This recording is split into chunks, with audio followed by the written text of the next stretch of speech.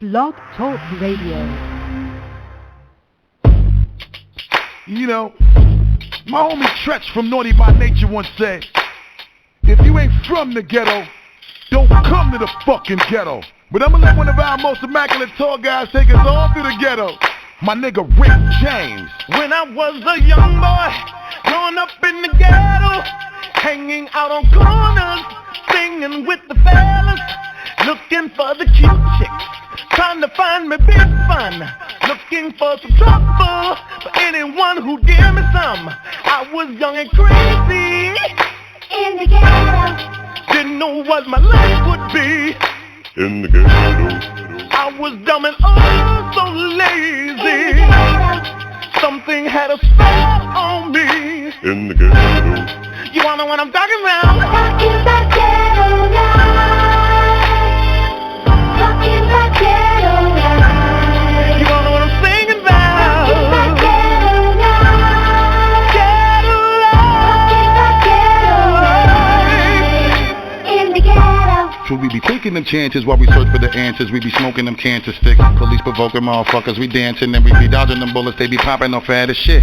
But yet we always romance the street and fall in love with the hood till somebody can blast the heat. Always up to no good. So all of my fam could eat. In the hood, we hungry. Hey nigga, we playing for keys. My soldiers on the block, get on it. It be good if you flaunt it. We will take if we want it. See niggas from the ghetto got a different state of mind with a different kind of hustle, and we iller with the grind and develop our muscle till we sicker with the shine and the struggle. Thus the money come quicker doing crime. I see the way we rep the hood. Gotta love me. You can take me out the ghetto, but you can't take it from me. Gotta love it.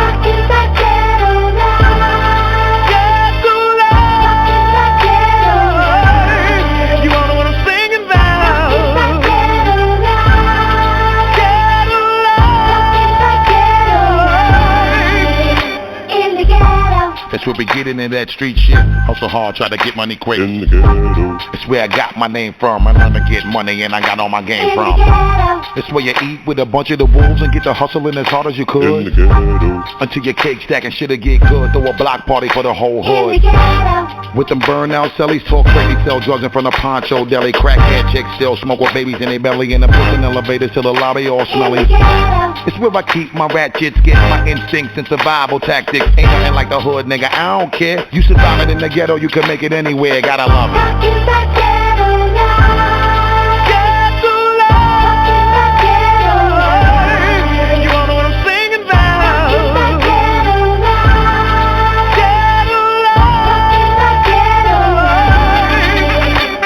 To my East Coast niggas, rap your ghetto. West Coast niggas, rap your ghetto. Midwest niggas, rap your ghetto. Down South niggas, rap your ghetto. To my East Coast niggas, rap your ghetto. West Coast niggas, rap your ghetto. Midwest niggas, rap your ghetto. To my dirty South niggas, rap your ghetto. Even though they act rude, you'll always find a good chick to hold a brick for they dudes. Behind the bullshit, me and my clique on the move. We honor the code of the street and live by the rules. It's where all of the hoods at, find the most crooks and they sell the most drugs at. Where you find beautiful women and rug rats and some of the most powerful people. I love that. Come on. You wanna know what I'm talking about? You wanna know what I'm singing about?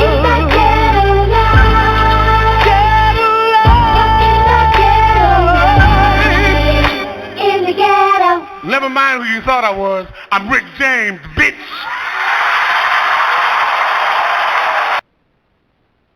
What's going on, Bully World? This is Zeb, and I'm your host of Bully Talk with Zeb Pitts. And tonight on another episode, we got none other than TERRELL QUINCY of Hall of Fame, a.k.a. Tobin Frost, a.k.a. Rick James. What's going on, man? Hey, what's going on, brother? Hey, man, I'm glad you came on, man. Hey, man, tell the people, man, how you got the name Rick James, man? Oh, man, just for letting people have nothing but the truth, whether they liked it or not. And so, actually, Gary from Premier Kennels, him and Danny from Top Shelf, they end up start calling me Rick James because of the way I would just, it didn't matter who it was, I would just have to let them know the real, as far as I seen it anyway, you know. I feel you, man. So, hey, you also carried the name Tobin Frost, man. How you come up with that, man? Oh man, that was a knockoff actually from the movie. That was a takeoff of the movie. And I don't know, I don't even know how that happened for real. It just happened one day and it stuck. Man, let's jump right into it, man. Man, tell everybody where you from, man. Oh, I'm actually from Canton, Ohio, the Football Hall of Fame city, but I now reside in Largo, Florida. That's pretty much the Tampa Bay area.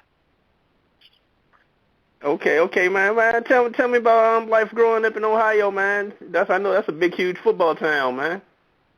Oh yeah, that's all that is, man. That's actually where the name Hall of Fame Pitts came from. Took it from it being the Hall of Fame city, but you know, anybody from the Midwest know, unless you're from Chicago or Detroit, it's pretty slow. It's a farming area more so than anything. And that's pretty much how we started getting into dogs, because most of my neighbors is actually farmers. Yeah, so we had a ton of land and a ton of animals, so we just started getting into it. Let me ask you this, man. Since it was a big football town, big football state, man, did you play football in high school? Yeah, I played for Canton McKinley, and we was pretty good. Yeah, we won the '97. We won the USA Today National Championship, and we pretty much actually we're the only high school team with Massillon, Ohio, that once a year we go on the actual board in Vegas for bets, and our rivalry game is up to about 130 games in over 100 years now. So yeah, he definitely had a good team. Then I went on to play at Kent State University. Okay, what position did you play? I was a strong safety mostly, but even in college I got moved around sometimes on offense and played a little bit of slot or running back or wide receiver, but that was just mostly for like trick plays, you know. Yeah, I was mostly a strong safety. I like to hit. Let me ask you, man, during that time, did you have NFL inspirations or aspirations on that time, or do you just do what you like during that time? Oh man, I went through the whole thing, had try out here, try out there, and stuff, get in the camp here, get in the camp there, get cut here, get cut there. But it was fun, but after a while it just became, once you see the writing is on the wall, because I'm not really that tall. So, for my position and my build, it wasn't going to work out, because at 5'11", and at that time I was about 225, I was built more like a tailback, than to try to cover these 6'4", 6'5" tight ends. They were looking for a little bit bigger of a safety as far as height goes, and then, I just got tired of it, man. Even I think as recently as 2007, I still had, some teams calling, and for the whole tryout thing. But by then, man, I got settled into life. I wasn't worried about it. During your time at Kent State, what was your major, and what you want to do with your life during that time? I had a double major. I was a major, pre-med major. I wanted to be a veterinarian, and my other major was pre-law, and that was leaning me towards actually law school, which was weird because in order to go to law school, I was going to have to go to our rival school, which was the University of Akron, to finish up a law degree. Either that or go where I originally wanted to go, Ohio State. But I had a double major, and I ended up pretty much finishing in something that I didn't major in. I ended up finishing in business. Okay. Yeah. And man, a lot of people don't know, man. You went to the fitness, man. How did that passion develop, man? Well, I always did that. From playing football, I always was a heavy weightlifter, and then probably, what year was that?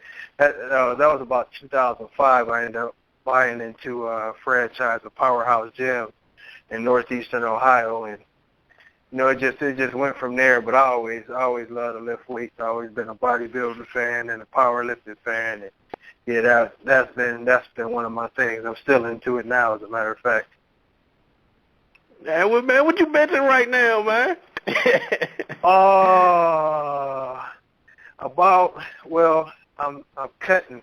I'm cutting a lot of weight, so I'm down in weight. So I don't really go up there. But the last time, I know I'm still over 500 pounds, but I don't think I can climb into the high fives anymore, not without risking a bad injury. So, yeah, but I know last month I put 500 on there and I cleared it, but it was a little struggle. So I would say right around 500. Damn. Man, what supplements you on right now, man? Oh, man, pretty much I just take, that's still a lot, but I take creatine, arginine, the basics, vitamin C, biotin. Yeah, I take a whole lot of vitamins, but of course, to me, the most important one is whey. The two different types of whey. I take casein at night. I take my basic whey whey protein during the day, and I'm good. Did you work out 3 times a day or once or twice a day? No, the most I ever work out is typically twice in a day. But that the second workout, the first workout is usually cardio. It'd be something like running sprints or riding a bike or hitting heavy bag or something of that nature. Yeah, because with weightlifting, you got to rest a lot, man. The biggest mistake that everybody's gonna make is they're gonna overexert themselves and not get enough rest. Yeah, you got to get your rest in. Hey, man, my ex, man, how old are you right now, man? 34. Damn, man, 30. Yeah, I'm 34 now. That's what's up, man. Hey, man, a lot of people don't know, man. Your favorite football and basketball, I know the Cleveland Browns, correct? You know it. Cleveland Browns, Cleveland Cavs, Cleveland Indians, Ohio State Buckeyes. Man, let me ask you, man, because, they had the reports late yesterday talking about that possible trade with John Harbaugh to the Cleveland Browns, but they fell through, man. What you think about that?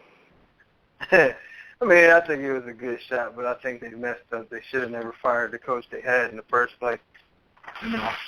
I know from playing that a system takes 2 or 3 years for even the players to fully catch on to a system. And some players, it takes a little longer than that. So I think they should have never fired that coaching staff they had. I got some guys that I went to school with that got experience with Norv Turner and, and a couple of other guys they had on that staff. And they had some good coaches. I think they blew it. Now the new staff is a good staff, but, it's anything. It's going to take time. Can't keep on expecting one-hit wonders.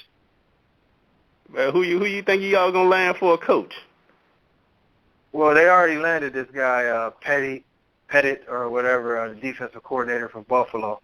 Everything I hear about him, he sounds pretty good. I know a couple guys that played for him.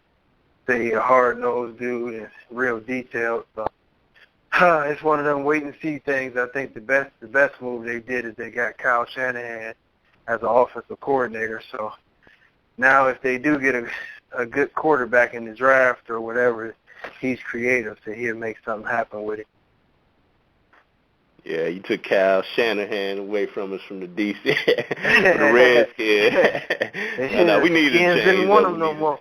Yeah. Nah, we ain't want him no more, man. We needed to change, man. Man, let me ask you, man, the decision when LeBron left, man, how you feel about that? Oh, I didn't like it. I sat 2 rows from the court. That's where my season tickets was. And for the record, I done met Brian a lot of times. I used to stay a couple doors down from his mom. Actually, when the decision was made, and I'm pretty much friends with her and her old man at the time. So, it was one. I just didn't like it more so from a competitive aspect. You know, I thought that even leaving Cleveland, if he would have went somewhere else and did his own thing, you know, instead of trying to link up with somebody else and piggyback the championship, you know, I thought it would have been better for that, you know. I just could never see Magic or Jordan or Bird or none of them guys doing nothing like that. So it was a little disappointing to see him do that. Well, you know, with him opting out, yeah, you think he got a shot of going back to Cleveland? Cleveland got a shot, you know, because they got Kyrie Irving up there, right? Yeah, they got Irving and Deion Waiters. They got a nice young team. They just haven't pulled it all the way together till recently. They got Luau Dang now too. But yeah, I mean, from what I'm hearing, they got a shot. But you know, yeah, either they got a shot. You know, his options is pretty bad. You know, because Miami is getting old, and he don't like the West Coast. So Cleveland got a solid chance if they can show that they're gonna be ready to compete. Hey, the prodigal son come back home, man. That'll probably be the story right there. Oh yeah, that'd be the story of the year if he do it. You know. Yeah, they'll welcome me back fast. Man, let me ask you, man. When did you get into the pits? I actually got into the bullies.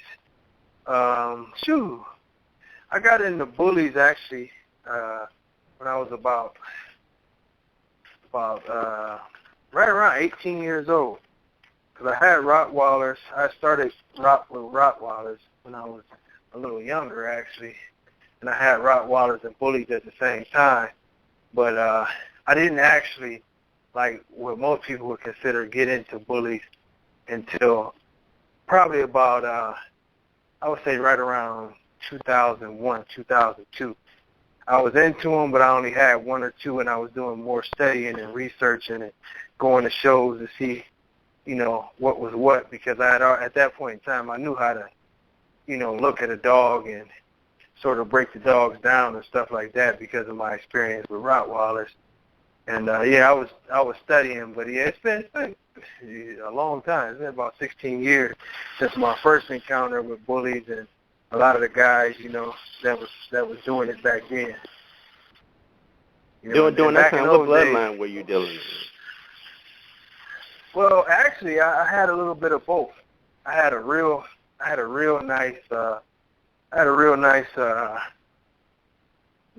couple Gotti type dogs, you know, or at that time gray line dogs. You know, I had some big blue boys, and then I had what's, you know, considered to be edge dogs too. And then as I went along later on, I sort of, especially in the earlier part of 2000, I started cutting the Gotti dogs out of the program. Yeah, it was basically because of the change of look that was starting to come through. What was the look you was looking for during that time? Well, you know, I always liked Cairo, but I like that look of a chiseled head. I never liked the round bowling ball type head. I like that look of a chiseled head where it looks like, you know, the Godfather, like the dogs got cotton balls in their mouth and the cheeks is popping out, but the frame of the head still stays the same. And of course, at that time, there was no such thing as a pocket pit, really. Even though they existed, it wasn't a class, and they was pretty much, you know, they was the outlaws. Nobody was supposed to be dealing with them. So, you know, I was looking more towards, you know, the bigger dogs. I think like everybody else, Cairo was one of my dogs. But at the same time, though, I'll tell you the truth, I loved Juan Gotti's body more than I did Cairo's. I wanted Gotti's body with Cairo's. Yeah, I wanted Gotti's body with Cairo's head. Mainly the front, that super wide chest. And then, you know, he had a nice tapered, real tight back through the rib cage. You know, it was wide, but once you got to the rear end, it would sink in like a V, then flare back out at the rear. At the rear. It's a bad dog, man. When did you get a chance to see him in person? I was out in Cali a lot, man. I was out in Cali a lot. I flew out there a couple times. I seen him. I seen, you know, Monster, seen Monster G. I mean, you name it. Most of those dogs I've seen. 21 Blackjack. One of them that I haven't seen was Black Ace. I've never seen Black Ace, but I've seen 21 Blackjack, Blue Gangster, all of them. I've seen those in person because I used to, man, I flew out there a lot. I would be back and forth from California and even down into Texas. I went to Texas a lot too.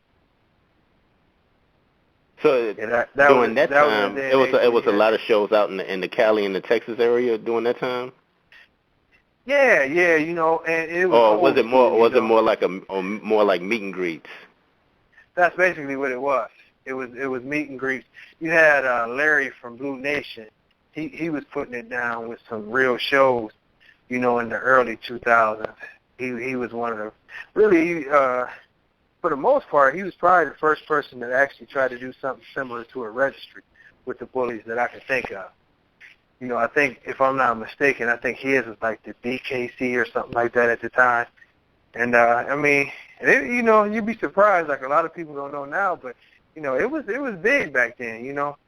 I was at shows back then where, you know, the Cesar Milan was there, but Cesar was young. And a lot of people didn't know him at the time, but he was already starting to get his TV show popping and stuff. And then you had, you know, some actresses and actors and stuff that was coming. You know, it was a good environment back then. Talk to me about the Elite Edge and how you got involved with the group during that time. Oh, that was sort of the original Elite Edge. You tell you the truth, I don't even. Well, you know what? Mike from Devil's Den is the one who actually, you know, brought me in on the Elite Edge thing, and it just was one of them things where, you know, I was looking around and looking at dogs and different stuff, and at that time, you know, I ran across Mike's webpage and actually ended up buying a dog from Mike and driving up there, and pretty much he was the whole reason that I'd end up joining the Elite Edge. And Mike introduced me to Dave, you know, and at that time, that's when the Elite Edge was really just starting to come together. And from there, you know, me and Dave became real cool, and pretty much the rest is history after that. How strong was the group during that time? Oh, the group was, it wasn't nothing that Elite Edge, you know, and then not to take a shot at the Elite Edge now, but that Elite Edge, we was dominant. Like when we went to a show, everything in the building came to see us. And the primary reason was, you know, the dogs. I mean, like in one group, you probably had, you know, especially at its peak, I mean, if it was a big name dog, the dog was pretty much associated with the Elite Edge outside of, you know, the Gotti dog that was hot. But if it was anything that was remotely, you know, especially in the Edge family, it was all there, and it was a strong group. Plus, I think the characters, and I say that I won't even say the people, but the characters. You had a group of, you know, guys who brought a lot of life to it, and the best thing about it was that everybody was sort of tight at the time. Was it fun for you back then? Oh yeah, man. It was. We had, you know, I think, you know, if they would have kept the original group how it was, and not brought in so much of the politics and stuff, I think the group was it was what it was. You know, it was dogs before politics, is the way I like to say it. It wasn't no ABKC. That was before we really started messing with that thing, and it was just fun shows and barbecues, and everybody was on point. You know, it was just a fun time flying around the country or driving or whatever you're doing, just hooking up at barbecues and eating, and people really, you know, just all about the dogs. So let me ask you, man, how you feel about the Elite Edge today, the group today? And do you think there will ever be a group as strong as the Elite Edge was back then? No. I can't say it won't be a group. I just don't think the way the Elite Edge now is set up, they'll ever compare to the old Elite Edge. And one of the reasons why now, of course, the Elite Edge is split up and there's two different Elite Edges. And we actually had rules back then. You know, you couldn't just walk into the Elite Edge. You had to have, you know, a certain amount of dogs. You had to have a certain quality of dogs. You know, you had a person that was pretty much approving, like, hey, you know, you got to have something. You got to be bringing something to the table. Whereas now in the Elite Edge, they actively recruit people to bring people into the group, and there's no real true requirement that have to make you elite. You know, before you had to have something. That's why when we went to a show, everybody had at least one badass dog. There was at least one in your camp. If you didn't have that, you really couldn't get in. You know, like pretty much if you name the dogs that people call legends now, all of those dogs, for the most part, at one point in time, was Elite Edge members. You know, from Nemesis to that Data Loma blood over there. All of those dogs was pretty much in the Elite Edge at one point in time. You know, now, and then like I say, I hate to say it because I got friends in the Elite Edge, but when you talk about the Elite Edge now, as far as the bully world go, you're hard pressed to say one dog that's really like, you know, a top tier dog that's relevant, that's a part of the Elite Edge right now. And that may, you know, and that's the biggest difference. Oh, speaking of legendary dogs, man, talk to me about the famous Halle Berry, man. And do you think she was ahead of her time during that time? I think she's still ahead of her time. I mean, Dave, everybody know me and Dave had our ups and downs, but, you know, anybody who's seen that dog, and, you know, and Dave is, you know, me and him had a conversation recently. It was just, as far as I'm concerned, and what we look for as far as conformation, movement, and against the standard, it's two dogs that set the benchmark in American bullies. One would be King Kamali, and the second would be Halle. And we had a conversation as to who we thought would win that battle. And, you know, without being biased, we went with Halle. And the sole reason being is because King Kamali fit the standard. He is a standard, but Halle exceeded the standard for a female. I mean, you know, realistic people, you know, people measure their dogs however now. But, you know, Halle's realistic measurements is almost, like, unbelievable. And the only thing that makes it good is that it was done at different shows so people could see. But the female herself, she was only 15 and a half inches tall, and she had a 25 and a quarter head, and she weighed in at 86 to 87 pounds nearly all the time. And conformation, movement, you know, pretty much flawless. The dog didn't have a weak point. But yeah, she's still to this day I really haven't seen, especially not a female that would want to see her at all. I hope to see one soon, but haven't found her yet. That was going to be my next question. Have you come close to exceeding Halle Berry in your camp? I mean, the closest thing is what she threw with Denzel, but Denzel isn't better than Halle. You know, he couldn't stand next to her.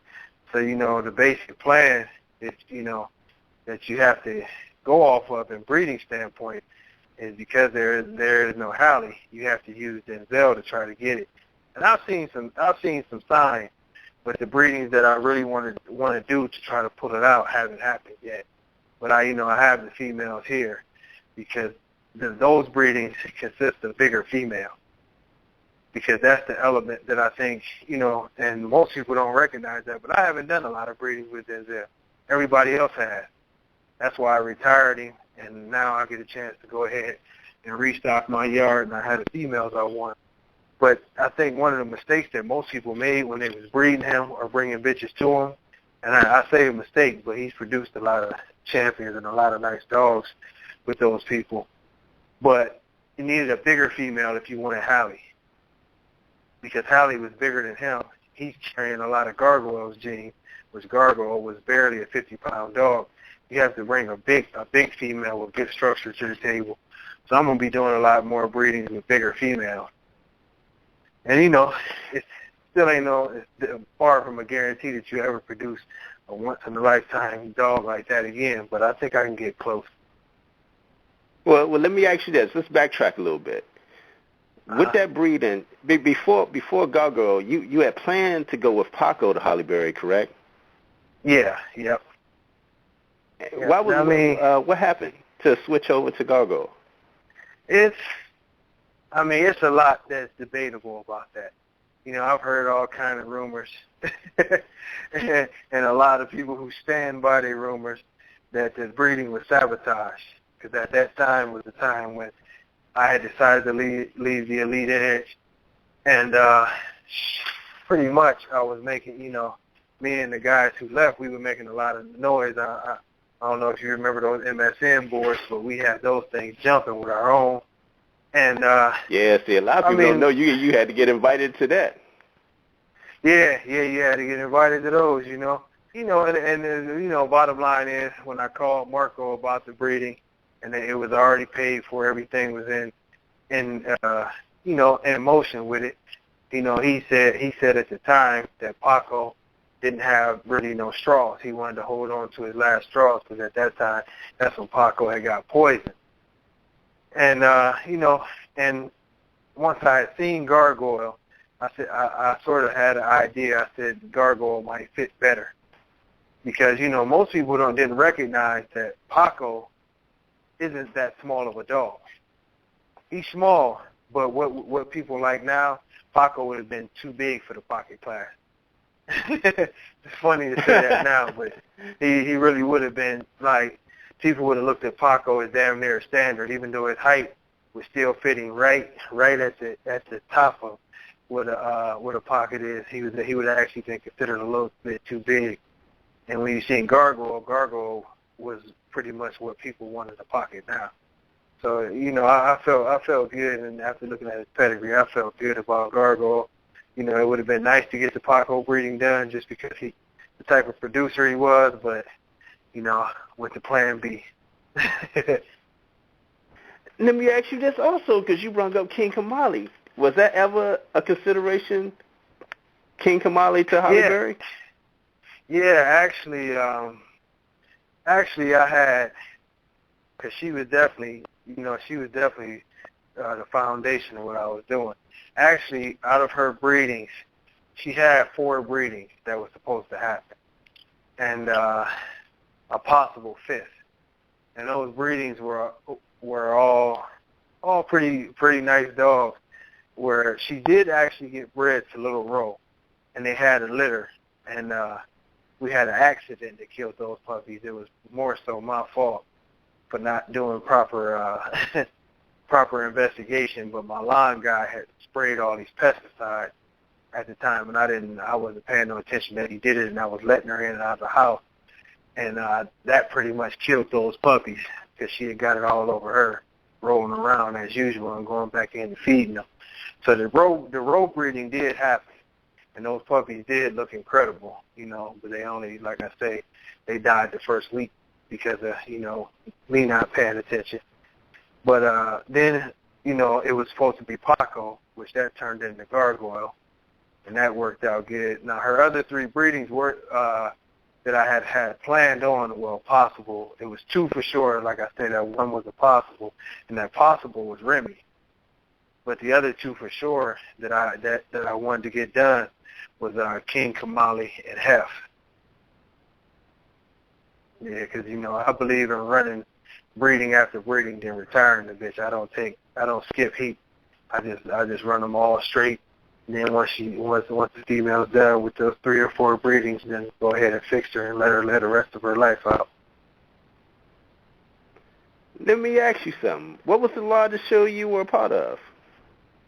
You said the largest show? Yes. Well, I mean, it's the part, you mean did I attend it or did I help promote and all that stuff? Let's go with both. Well, the largest show that I attended with I don't remember the name of it, but it was a show that Byron from down there in Texas, he threw. That show was huge. You know, actually, Hallie ended up, that was probably her biggest moment there because she beat White Rhino, Paco. It was a nice Hef. She actually beat Hef in the final. But, you know, and that show was loaded, man. That show was loaded. It was a few thousand people there, and the place was packed. He actually had it in the Civic Center that's pretty much attached to where the Houston Texans play at. So that was probably the biggest show that I've ever seen in person. Now, the biggest show that I was involved with was the Virginia show. I think that was at the 06 or 07 Virginia show. And that, Virginia? Yeah, that show with Paco took it. Yeah, talk to me about that show, man. Cause that was a big show during that time. Yeah, you know what? It was a lot of mistakes made on that show. It was a lot of mistakes made on that show. It was a big deal, and people showed up. You had some badass dogs, but it was Paco, yeah. Everybody was at that one, wasn't it? Yeah, Toxic. It was a lot of good dogs there, man. But I think that was the first time where people wanted to go to another level. And I think, in hindsight, that's probably where, a lot of bad ideas with the bully world came in. And I was, I always take my hand in it, but, we had Buffy the Body there, the Shaq's girlfriend, Hoops, was supposed to be there. She got stuck on the plane in Ontario. But, we started promoting these models. Paul Wall came, and it became more of an event than it was a dog show, and I think that was the biggest problem with that show, and then, it brought so much attention that Dave was constantly fighting with everybody from City Hall to the dog warden to the mayor, so, yeah, that was a stressful show. Yeah, he talked about that, the stresses behind the scenes to get that show put on.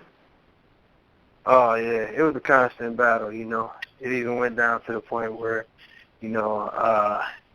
I think Dave was printing up fake rabies certifications because that was their last thing, like 24 hours before the show. They came with everybody has to have their rabies certification. And, nobody troubled with that. A lot of people already came from 1,000 miles away to get to the show. Now you wanted them to call their vet's office and get rabies certifications or proof of it. Yeah, it was for everything that happened at that show, it was a success. And let me ask you, man, that day, man, a lot of people was talking about Hef, man. What you think about that? Man, bottom line, and that's where things get, whatever. But bottom line, everybody knows Hef was the best dog that day. It might have been, and this is like bodybuilding, It changes, from day to day. But on that day, Hef was just the best dog there. He was better put together. You could see his muscle coming through, his coat. That's probably the best that I ever seen Hef look. And Paco wasn't exactly on top of his game. He was smooth. He didn't have very many cuts. He didn't perform like he normally performs. He was a little sluggish. And Hef was just lights out. And he should have took the show. And, the controversy behind that to where, everybody sort of says pretty much that it was predetermined that Paco was going to win that show. Yeah. Let me. We ain't gotta talk about it. Yeah, I know. I hear you though. I hear you. Yeah. Man, all right. Let's jump into that litter with Holly Berry and Gargoyle. Tell me about that special litter, man, and the hitters that were in that litter. Well, in that litter, that's an interesting litter because we were just talking about that. See, what a lot of people don't know about that litter is it was actually like 10 dogs in that litter. And unfortunately, both of the females died in like freak accidents before they even got to be shown. The females are bad. Yeah, the females are bad. It's just weird things happen like that, but both of them end up getting into different accidents and dying. But then you had Rome, which is, he now resides in Puerto Rico, but I think he's on his way back to Texas. And, pretty much Rome, if I'm not mistaken, Rome lost every show that he lost to Denzel. All the other shows that he's been a part of, he won his class, at least his class. And then you He's have a well put Biggie. together dog. I had a chance to see him in person, and Biggie, I had a chance to see him in person. Yeah, and Biggie is funny because Biggie is probably the closest dog in the AVKC to being a champion in 2 different classes. They can never figure out what class Biggie is supposed to be in. He actually champed out in extreme class, which is ridiculous. But he's got 140 points and all the majors that he needs as a standard. So 10 more points and he'd be a standard champion too. So yeah, but yeah, you have him. Then it's another dog. It's another dog that's named Barack, and he's actually close to champing out now. And they've only shown him about 3 times that he's done well. And he only needs one more show to champ out. But he was a dog that sort of just got lost in the shuffle. You know, the guy had him and didn't want to do much with him, and that was it. Now, it's another dog nobody really knows about also. Well, it's one in Canada that's a nice, real nice pocket fawn male. But it's another male in that litter that looks a lot like Denzel. He's actually a little bit smaller than Denzel. But the gentleman who bought him is well off, and he just wanted a pet, you know. He had bought the dog before they was born, but that dog could have very easily made a lot of noise, and he might have very well been the second pick in the litter. Yeah, you know, man. Yeah, it was really overall it was a real nice litter. Let me ask you, out that litter, you picked Denzel. What was the process and tell me your process in picking a pup and how you keep and for your programs? Well, I look for everything. I think, you know, I look at puppies like you should judge them in the ring. You know, and of course it's hard to see if a puppy has good movement at a young age because puppies hop all the time. You know, you're not going to get them to get into a good strut too often. So you just go by what you see on that. But, you know, I always tell people to look for the best overall dog. It's the same way I picked Hallie. It's the same way I picked De Niro, you know, and Denzel, and I actually picked Rome too. And the thing of it is that you'll have a litter, and the worst mistake you can make is going in with your preconceived, you know, idea that you want the biggest head, or that you want the biggest chest, or you're looking for rear, because you'll miss out on other areas. When you pick a puppy, you should always pick the dog that's the most well-balanced in the litter. And it's hard sometimes. You might see this dog that just got this incredible head, and you're like, oh, man, I want that head. But sometimes that's all the dog is going to bring to the table. And see, that's the way it was with Denzel. And his litter, him and Rome and that other male that I said looked like him, they were the most balanced males out of everybody. You know, and well, I say Biggie was right there with him, but he was a little huge. But, you know, you just look for a real balanced dog, a dog that's got everything. Even, you know, I know some old school guys, especially with the Rottweilers, where they would make a chart, and they would just have the head, the chest, the rear, rib cage, back length, and it'd almost get down to scientific, where they would rate the dogs on a 1 to 5 scale on each body part and each feature that, you know, that we would judge a dog on, and whichever dog came up with the highest number, that's the dog to take. Really? And it's almost yeah. I mean, because what age do you pick? What age do you do it at? I think to be honest, I think the safest age to do it at is 8 weeks. You know, from what we try to do as far as letting them go at 8 weeks.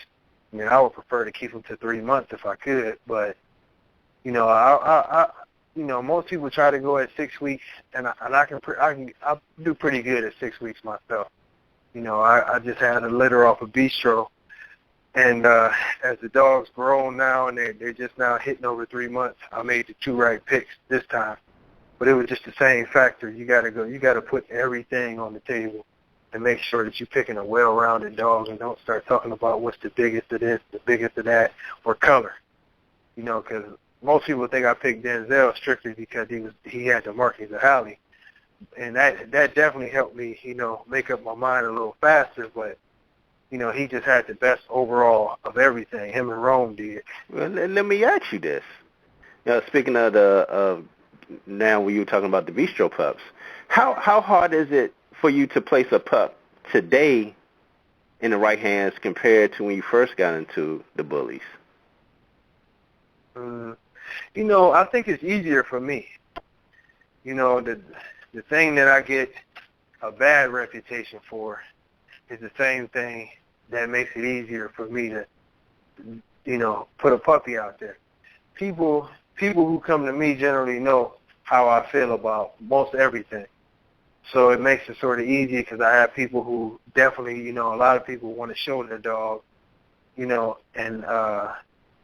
that makes it easier. But you have to, instead of just saying, I'm going to send you this dog, if you can read people, and I'm pretty decent at that, I just go off the questions they ask a lot of times.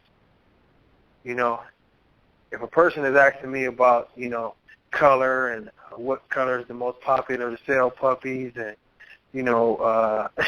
questions that's all referring to, selling dogs, then I know it's probably not a good idea to sell them as puppies. Because if the puppy doesn't turn out exactly how they want it, then they'll probably try to get rid of it. And if it does turn out exactly how they want it, they're going to puppy mill it.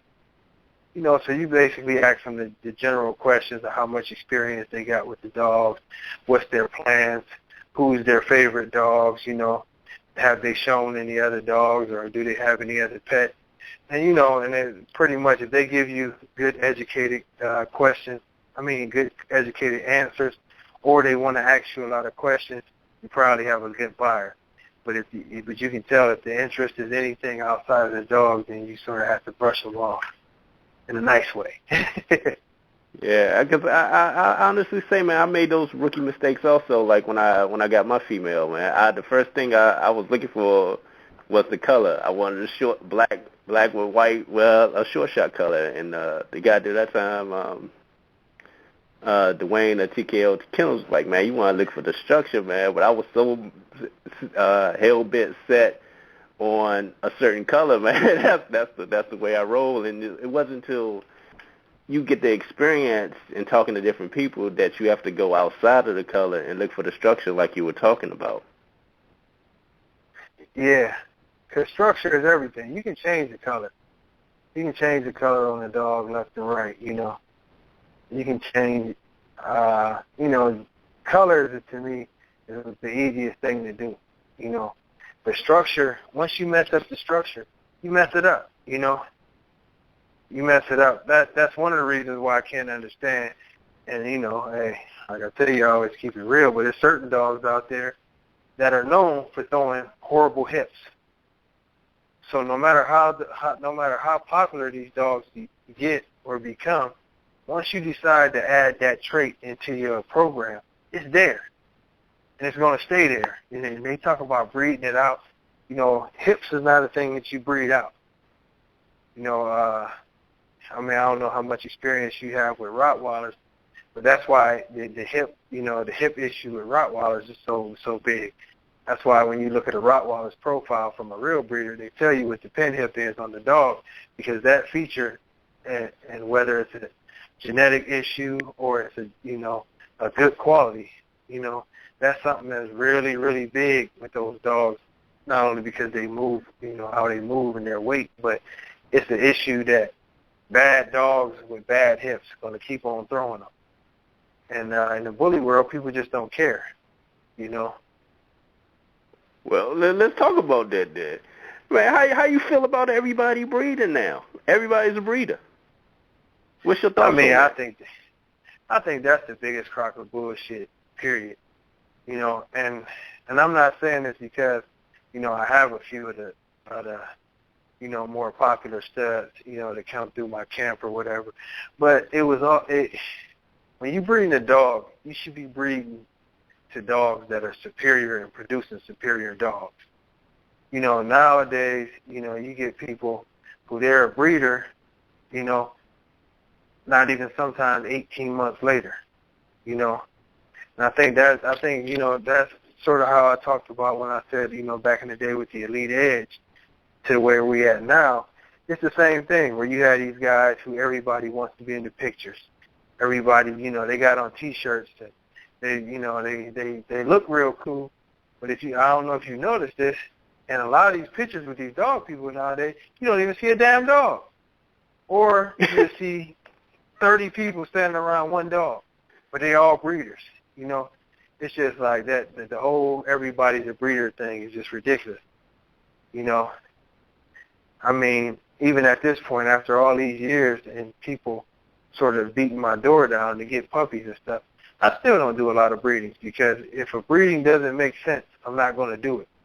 And I think with all these new guys, none of their breedings make sense very often. But that's one of the problems. Well, you made me think about something then.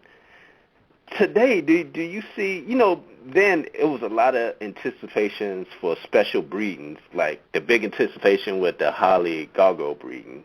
Everything was planned out, and do you even see that anymore? Like the anticipated breedings? Because now what you see, like on your news feeds, everybody's selling puppies. So do you even get the foundation breedings anymore? Do you see that? I mean, I'm sure you do, but it's not the same as before, correct? You know what it is now? And this is what I say now is, now it's like those of us who really know what bullies are and are really doing, a true American bully, show dog type thing. We have a certain group of people, and it's like I sort of now, I was just talking about this, I sort of compare it to the rich people that, go to look at cars and they give them glasses of wine and cheese and stuff. Because you have a small group of people who still will line up and wait for Pratt's Pit to do something with King Kamali, or waiting to see, if there's a nemesis breeding, or waiting to see if somebody's got some semen, from West Coast Monster just froze somewhere, They still want the good stuff, and it's very important to them to have that. They still asking questions about confirmation and temperament and all that. And then you got the other group that's more popular, because it's a lot of them. These guys who just throw anything together and lie to your face, Same guys that'll bring a damn French bulldog in the ring and chop his ears off and tell you that it's an American bully. So, it's an acquired taste now, which I sort of, and in many ways I like it, but at the same time I just hate to see this overpopulation and, just a bad look on the breed. Okay. Let me ask you something. How do you feel right now about the bully community today? I mean, honestly, I think it's a joke, and it's no way around it. It's a joke because in many levels, and don't get me wrong, I don't want to attack the ABKC, but they're my friends, and I think they know they've made some mistakes and they're trying to correct them. But with them being the leading registry, for quite some time, they let this thing get out of control. You had such nonsense and stuff like the extreme class. Anybody who looks at the extreme class says, what the hell are you thinking? You make a class where you permit these dogs to be screwed up. That's a loser's bracket. That's all it is. The extreme class where we allow your dog to be high in the rear, we allow the dog to be undershot, we allow the dog to be easty-westy, and then we still call him champion because you don't want to tell these people, you want to be everybody's friend. You don't want to tell these people that your dog is not that great and you need to make a better dog. And I think that attitude right there, it trickled down, and now look what we have. You have dogs that are pretty much train wrecks, and you got these dumbasses carrying them into the shows because they can't walk, propping them up on tables, and you got all these, newbies that come in the game and don't know what a real dog is, and that these dogs are actually deformed and broke up. They fall for the sales pitch. This is a $10,000 puppy, man. They just hating because they can't afford it. And now we run into a situation where it's pretty much out of control now. you know, I got to play devil's advocate right here because a dog like Big Papa, for example, Extreme Champion, he's a good-looking dog. How you feel about that? He shouldn't be an Extreme Champion. Where would you put him? He would have to be in one of the other classes. And, I mean, I don't know his exact measurements. He's a big dog. I don't know if he fits into the XL class, but wherever it would either be a standard or an XL. The one reason why I say he doesn't fit into Extreme is because where's his flaws at? So why is he in that's what I'm saying. These people cause confusion because the Extreme class is nothing more than the standard class, but it allows all the flaws that the standard class doesn't allow. So if a dog like Big Papa, which is definitely a nice dog, an incredibly moving dog, the dog moves very well for his size, and he's just a nice, clean dog. He could have champed out in either standard or XL. I'm pretty sure he would be a standard, even though he's a big boy, but he's a standard champ. That's a nice dog, you know. He's not all beat up, and he doesn't have anything that would really qualify him to be an Extreme. And I think he very well could have easily grand champed out in one of the classes that he should have been in. You know, so and that's the thing where more confusion come in. Honestly, that is like, why are some of these dogs champing out in classes that they don't belong in? It's like Biggie. Biggie doesn't have a weak spot on him. He doesn't have that high rear or bad bite and all that stuff. He doesn't have it. So why would he champ out in Extreme? You know, that's another fault that the registry has to take because they're confusing people. You know, I think a lot of dogs champed out in Extreme just for the name Extreme Champion, honestly. You know, I mean, shit, even me, it do sound nice to have your dog as Extreme Champion instead of Standard Champion. So in your opinion, you think that class should go away? I think it should have been went away. I mean, think about this. What would people say about the AKC if they took a class, for example, a dog that I know a lot about, the Rottweiler? If they said all of a sudden now, we're going to make an Extreme Rottweiler class, where if the Rottweiler has a high rear, or if he has a bad bite, or if he gets loose skin, or if he gets, his legs are a little bowed, now we're going to make an Extreme Rottweiler class. Those people would have an absolute fit and be picketing and not want to show ever again.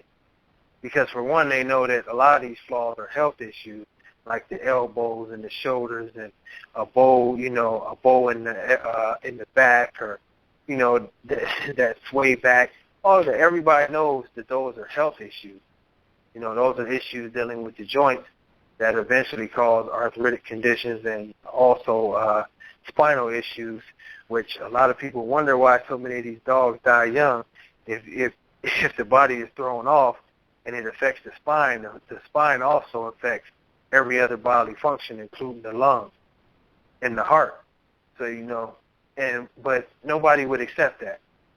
But the American Bully, we accept it.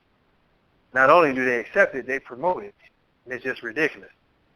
Yeah, I think that, to go back to the original question, I think that class should have been dead on arrival. Wow.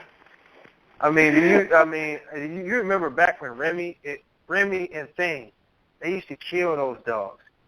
They used to kill it because Remy used to throw a lot of kinks, and Thing had a kink. And they would just talk like this was the worst thing in the world, which at that time, it was a good standard to have. Like, man, we don't want no dogs with messed up tails.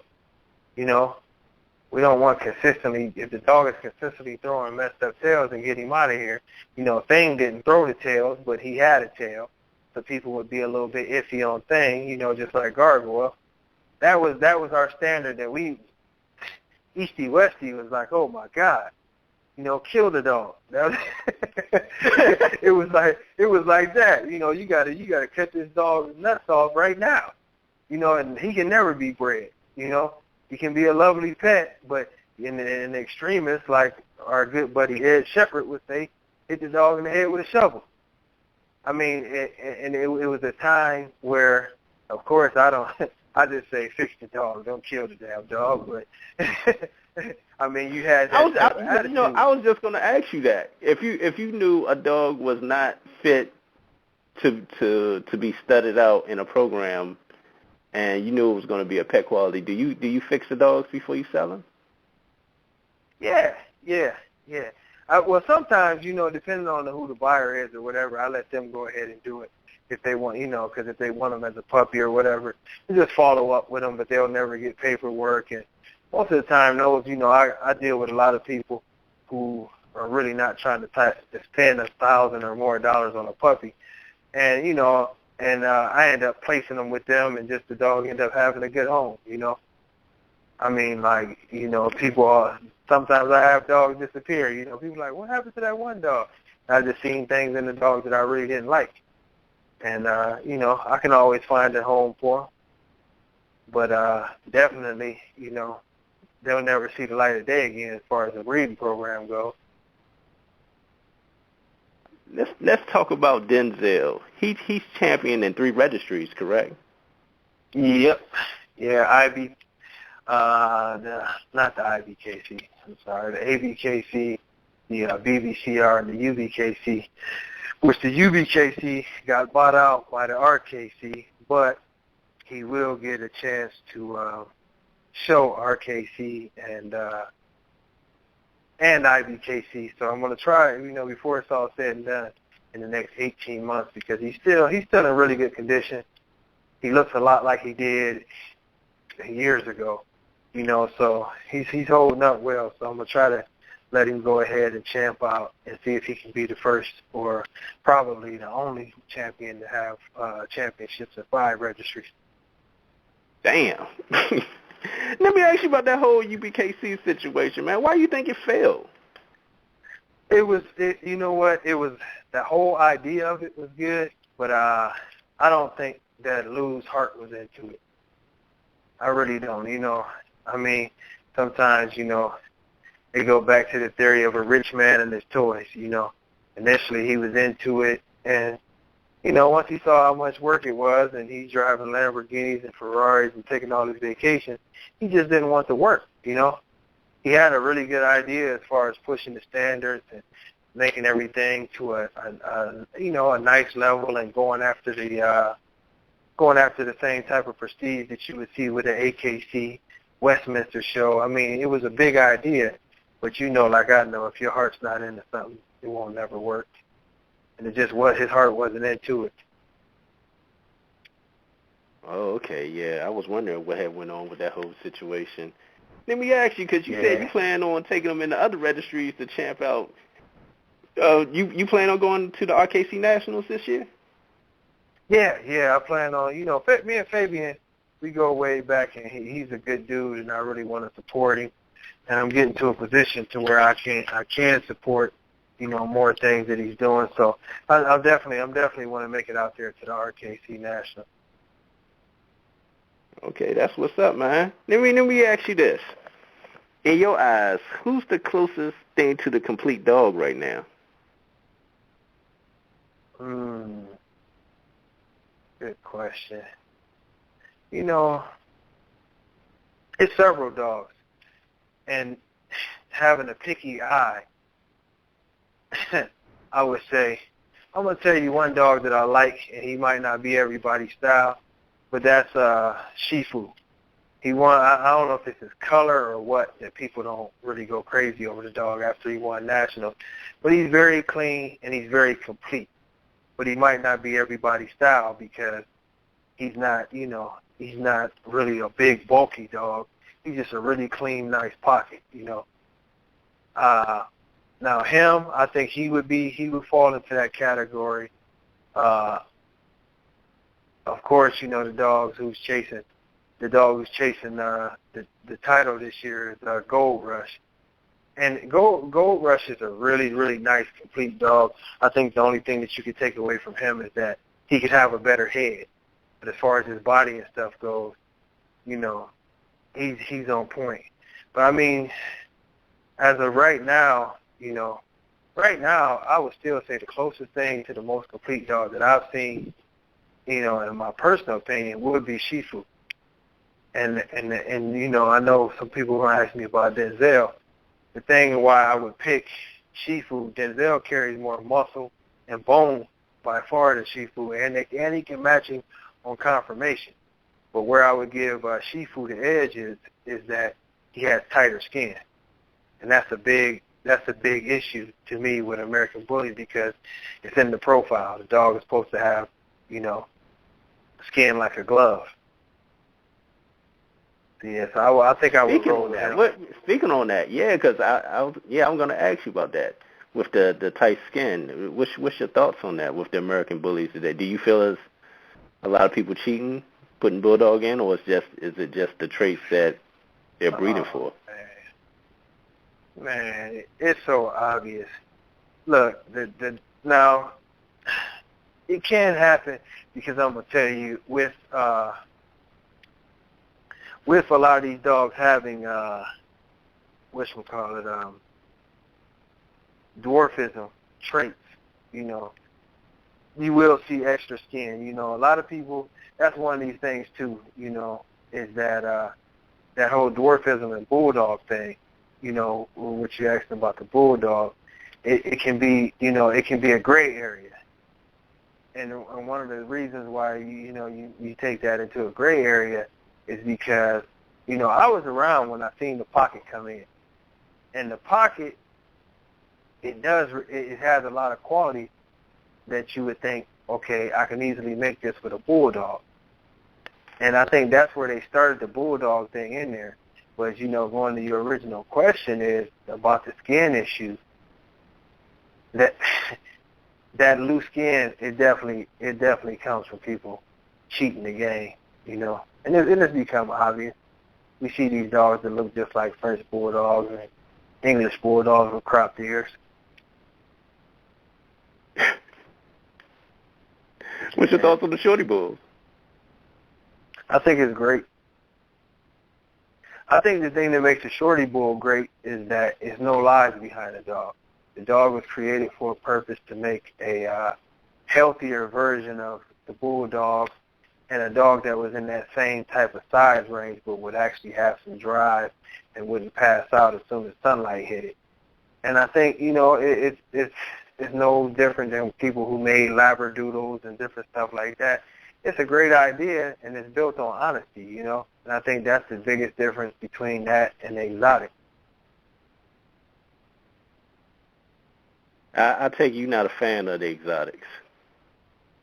You know what? I'll be totally honest with you. I've seen some dogs that they consider to be exotic, and I think the dogs look cool.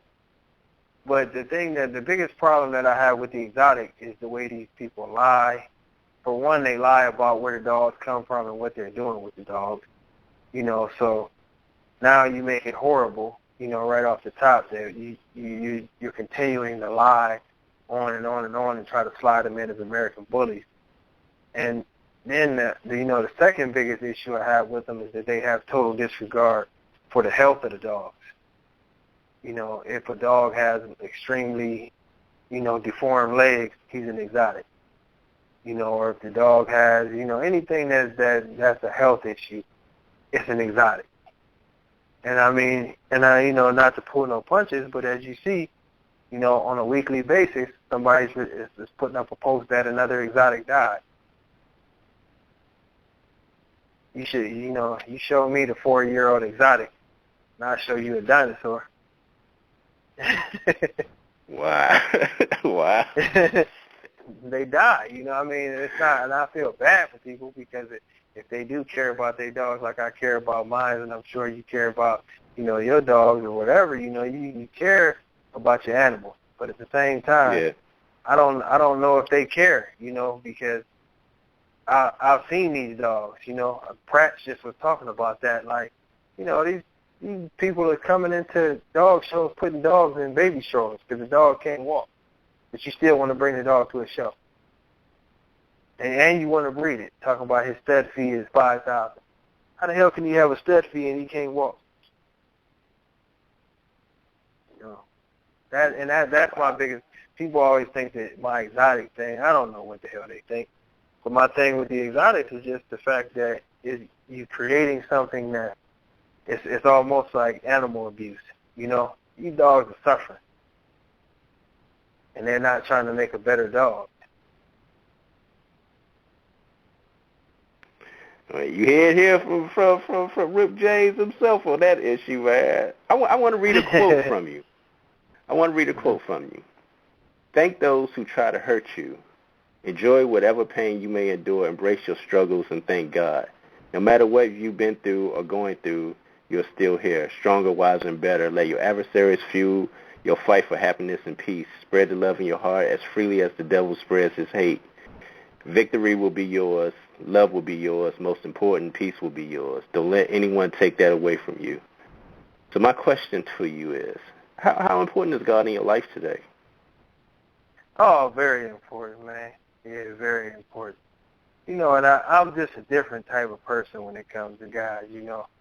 I'm not going to sit here. I don't go to church, you know. And it was something weird. It was something weird that happened to me. Well, not even happened to me, but it's just a conversation I had a long time ago with an older lady.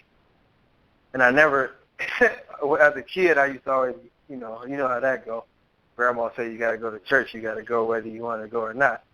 But you know, that was my thing. I just, for whatever reason, I never liked going to church. You know, and you know, a lady told me once before, she said, you know, your relationship with God is not predicated on other people. She said, while everybody is at church, she said, if you really truly feel that relationship and you get down on your knees and you pray and you talk to God on a daily basis and you try to do the right things and, you know, and get in your Bible and do what your heart feels is right, you know, it's just as strong, sometimes stronger than, you know, the people who get up every morning and go to church but really don't have a true connection with God. And you know, and that's sort of where I'm at, man. I pray a lot and you know what I'm saying, just really at peace with everything. But you know, you always got to put God first, and I mean, even with the dogs, and that's one thing, you know, why sometimes I get a little sensitive because, you know, even to go, you know, and it might sound over the top, but even to go to the point to where I look at people like, man, what would God want you to do with your dog? You know, if you feel like this is right, did you do what some people do to these animals? You know, it's just one of the things where I just shake my head like, you know, you gotta, if you gonna call yourself a Christian or whatever religion or faith you practice, you know, the basic premise of religion is always the same thing. It's to do the right thing and be good to others, you know. And I definitely now, especially now, I try to live by that even more every day and just treat everybody and every animal basically the way I would want to be treated. And let me ask you this, Terrell. What's the toughest thing you had to deal with in your life? Oh, man, we could be here all night. Well, I think, definitely the toughest thing is, you know, my mother was murdered, and I think I was 17 then. Her and my aunt were actually murdered together. And that's probably the toughest thing I actually had to deal with. And, you know, and from that, you know, that triggered that I'd actually dealt with depression for quite a long time, not even knowing actually what it was, you know. Like, and, you know, and if there's anybody listening to this now, you know, it's good to identify your feelings because I've had depression for ever, you know, probably 16 years and didn't really recognize what it was. I would just had these little emotional outbursts from time to time. And I feel good and be in my mode, but then sometimes you just don't feel like being bothered or whatever. And those two things go hand in hand because pretty much that depression type feeling started when my mother and my aunt were murdered. So, yeah, that's definitely the hardest thing I had to deal with so far. Hey, man, you made me think about something when you said that because I really never talked about it, man, because 10 years ago I lost my brother in a car accident during Hurricane Isabel.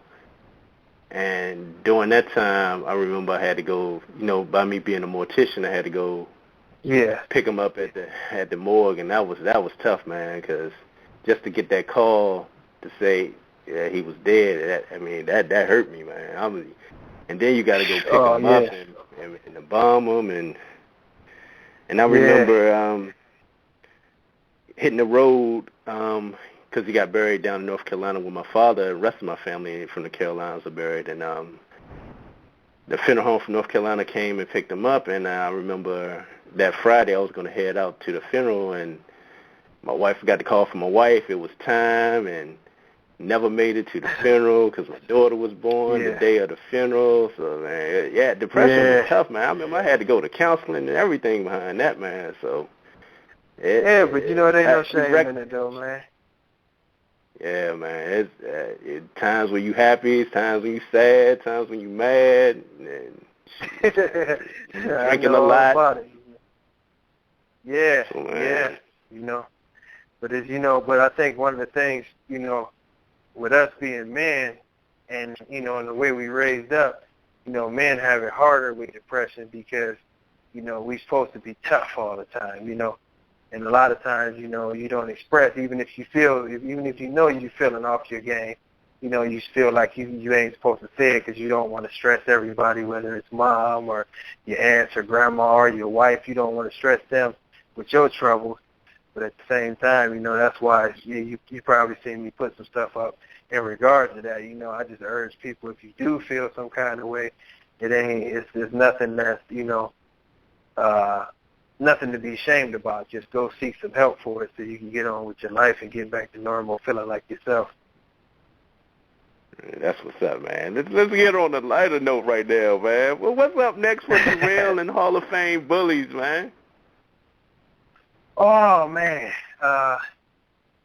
Well, we opening up shop again this year. I say, the second half of this year for sure.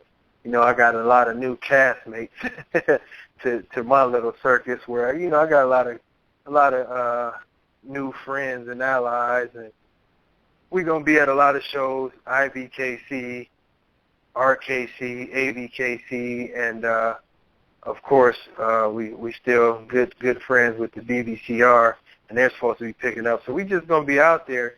Like the last 2 years has been a building year. And some people have seen the tip of the iceberg, like some of the guys, like the Rock Solid crew, they brought out Champion Uno and Champion Skokie, which he's now in the Philippines. And then my man Eric at Fat Daddy's, he brought out Bison.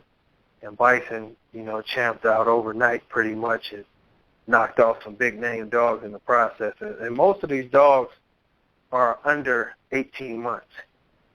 So we pretty much loaded, and what we plan on doing is just hitting a lot of shows and getting out there and doing some things. And, I got some pretty cool friends, with some big-name dogs, like Fernando with Bullmaster. And Robert Lee, of course, with Bistro, Homie, and Lock and Load. And, we just, this year, I think more so, it's going to be almost like a political thing. It's not about selling dogs. We want to show some dogs and have some fun. But we're going to be throwing, actually not Hall of Fame, but D-line barbecues. The first of them will be popping up. Actually, within the next couple months, we should be starting to advertise here within the next 30 days. But we're going to go old school, man, to where we don't even really want registries. I got to come out there and check it out, man. Yeah, our plan is to bring registries out, for sure, to sign up dogs and stuff. And, of course, if the registry comes all the way out there and they decide that they want to throw a show, we don't mind them throwing a show, but we're going to always have the premise of it is barbecue, meet and greet, fun show, everybody have a good time. And at every show, we're going to have different speakers and stuff.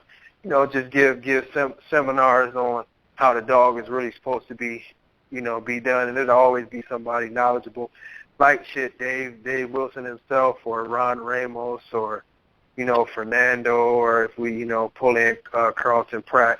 But guys that know about the dogs at least. And we're going to have some guys who aren't a part of the American Bullies. I got some guys with 40 years experience, and Rottweilers and German Shepherds too, just to explain the way, because they're all dogs.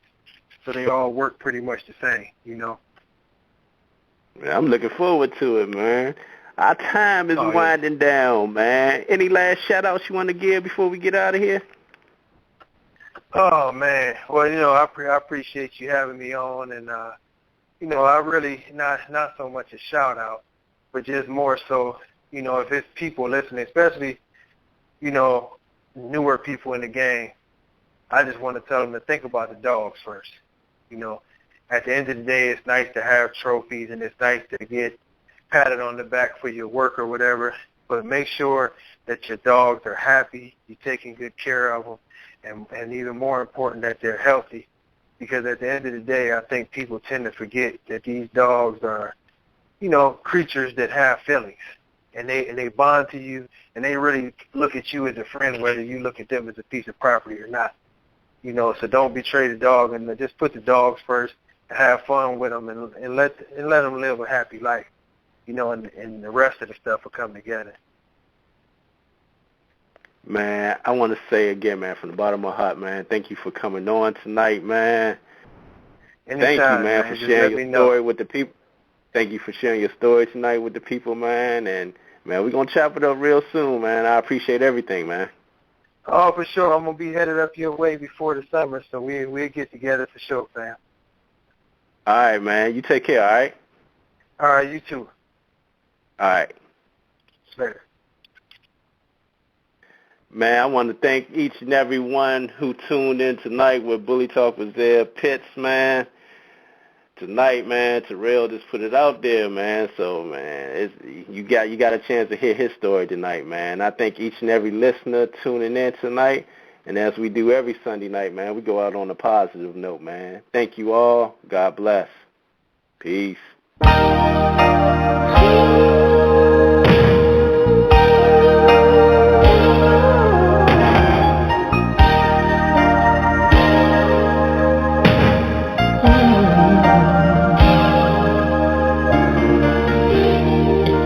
Say goodbye for now. We'll have our second time around.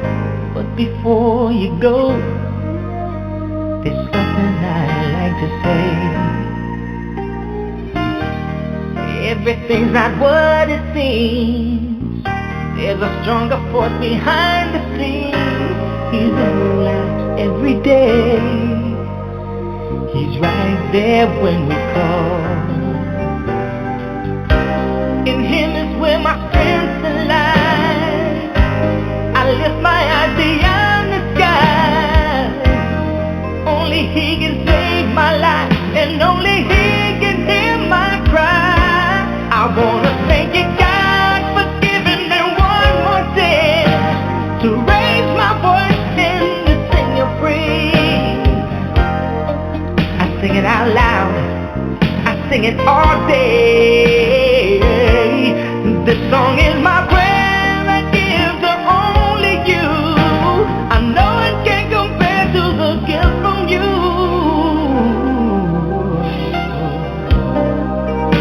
You gave me your love. You gave me your son. Oh, yes you did. Oh,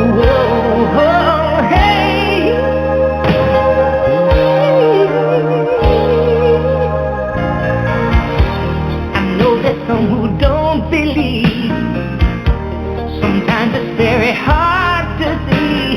You live this old life every day.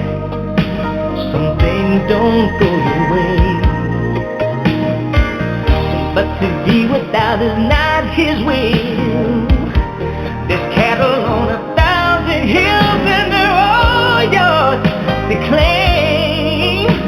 To claim a minute. To beg a crown, no. He can see you standing proud and tall. He'll give it everlasting love. Just come to him as you are. I wanna thank you, God,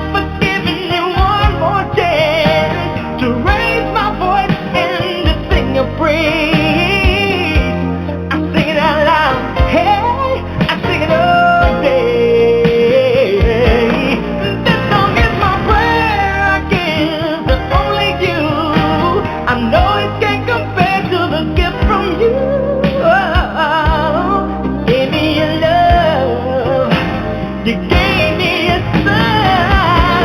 I wanna thank you, God, for giving me one more chance to raise my voice and to sing your praise. I sing it out loud, oh, I sing it all day. This song is my prayer I give to only you. I know it can compare to the gift from you.